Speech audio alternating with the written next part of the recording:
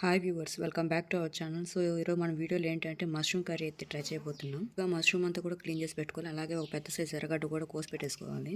తర్వాత ఒక మిక్సీ జార్లోకి ఒక పెద్ద సైజు 2 టమోటాలు, కాజు నట్స్ ప్లస్ అలాగే చెక్క లవంగాలు అలాగే చిన్న కొబ్బరి పలుకు వేసుకొని మిక్సీ జార్ పెట్టేసుకోవాలి.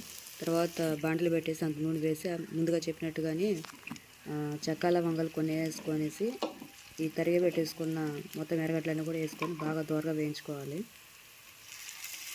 తర్వాత మనం ఆల్రెడీ చేసి పెట్టుకున్న ప్యూరీ మొత్తం కూడా వేసి బాగా మిక్స్ చేయాలి.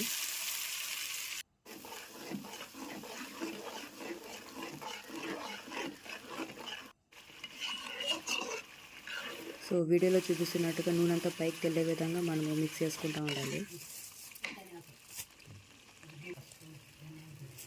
ఆ తర్వాత కొద్దిగా ధనియాల పొడి, కారము, చికెన్ మసాలా కొద్దిగా యాడ్ చేసుకొని బాగా మిక్స్ చేయాలి. అలాగే కొద్దిగా పసుపు కూడా. సో సాల్ట్ అనేది మీ రుచికి తగ్గట్టుగా మీరు వేసుకోండి. సో తగినంతలో కొద్దిగా సాల్ట్ వేసుకొని యాడ్ చేసుకొని సరిపోతుంది.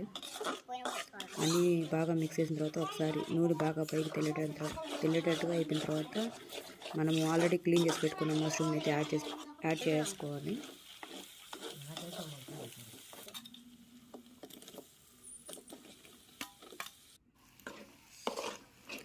సో బాగా ఒకసారి కలబెట్టేసిన తర్వాత మీకు తగినట్టు నీళ్ళు అనేది యాడ్ చేసుకొని ఉడకబెట్టుకోవాలి. సో ఫైనల్గా ఒక 2 పచ్చిమిరపకాయలు అయితే కట్ చేసుకొని వేసుకోండి. ఈవెన్ ఒకసారి కారం చెక్ చేసుకోండి, కారం ఉంటే అవసరం లేదు.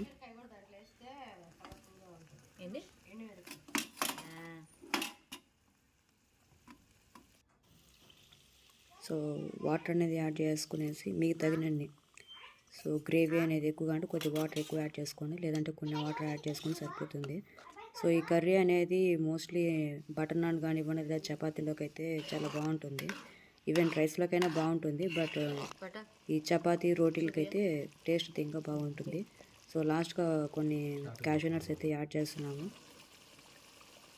ఫైనల్గా కొద్దిగా కొత్తిమీర అలాగే ఒక రెమ్మ కరివేపాకు అయితే యాడ్ చేసాము.